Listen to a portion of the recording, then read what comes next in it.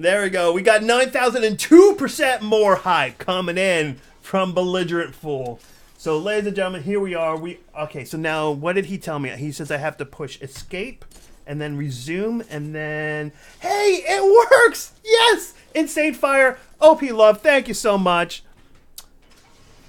That fix is amazing. So, ladies and gentlemen, this is the second game of the AirMech CB King of the Hill 1v1 Tournament Week 9. Featuring MsMinx with a 1-game win streak so far. Current Queen of the Hill.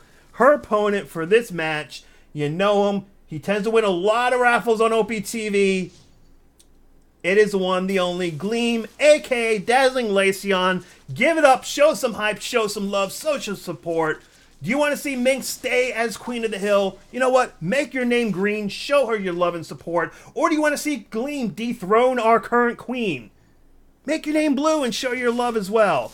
But this, we are already on. It seems like both players are going to go for the bottom lane and completely ignore the top lane.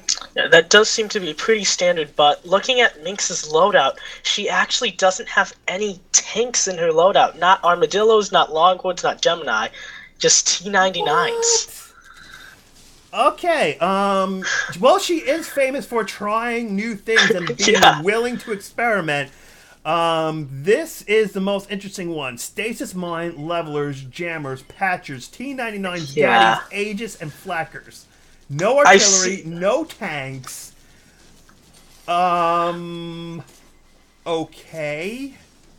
It is a challenge to play this loadout because I've seen Tangibility play a loadout very similar to this without tanks and featuring a lot of T99 use in Angel and Levelers. But even when he played it, it was really rough compared to seeing standard Tangibility play. It was like, and he's famous for trying out some really weird stuff. Like, if Tangibility can't even play this loadout reliably, like, who can?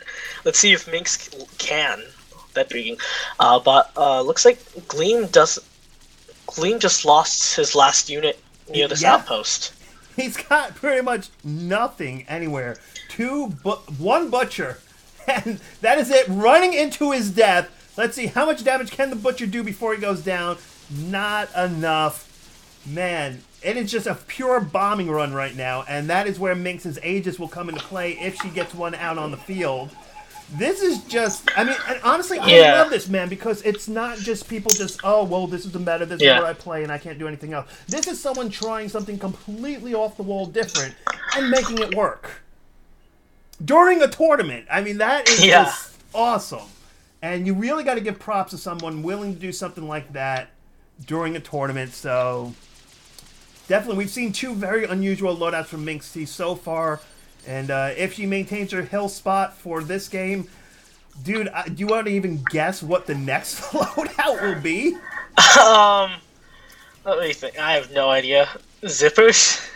Probes? She'll have probes, Beppo probes, because you gotta have both. Beppo probe. And alien probes. And an alien probe, 3 probes in the loadout. And then, mix that up with zippers. Throw in a Joker, and then we will throw in, what is something that would just be fixers, because she's all about fixers. And then an Aegis just for the hell of it. Look at all those patches. That is... The patches heal so quickly that literally the tanks just... I mean, it's only one tank in a mech, but they can't out-damage it. That two T99s there is all that it takes. This is crazy. I have no words for this, man. I'm speechless. So I think one thing that I've liked about these King of the Hill tournaments is that they're tournaments so people like to show off, but they also sometimes will like take it a little less like the specific game. So you cut out for a brief second, man. Oh yeah. Okay. So sometimes players will try out some new stuff in this tournament, so that's pretty cool to see. And the funny thing is that if it was almost any other player and they brought T99s, they would be automatically labeled a noob. But because it's Minx, not only is she not labeled a noob, but it's a lot of people going, oh, I never thought of using them as basically a leapfrog offensive unit. Like yeah, this. they've been buffed a lot recently, so they've been used a lot. Like some players have been using them in artillery fights the same way that people would use busters, but using them as the only tank. This is one of the first times I've seen that. I think, yeah, basically they just like tankier busters that weigh a ton, I guess. Or like slightly squishier ranged rollers. Yeah, but the new anti-air abilities, like, people used to complain that T-99s had anti-air and that would distract their shooting, but the new anti-air missiles are so much better than the old ones, and so I feel like some people are starting to complain about the neutral T-99s because of that. It could be, but either way, this was just, this was a very unique, memorable match, to say the least. New follower, let's go see, who is it, new follower. It's a celebration. Lawtrick, thank you for the follow. Welcome to the OP crew. I do not know if a raffle is going on right now or not, but if it is, get in on it. If it's not, wait for the next one because you now qualify.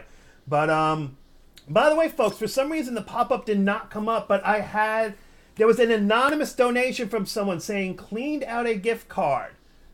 Thank you for the tournament. Thank you very much, OP Love, OP Fist Pump, to whoever you are anonymous for the $5.75 donation support to OPTV and all of our endeavors. This is for you.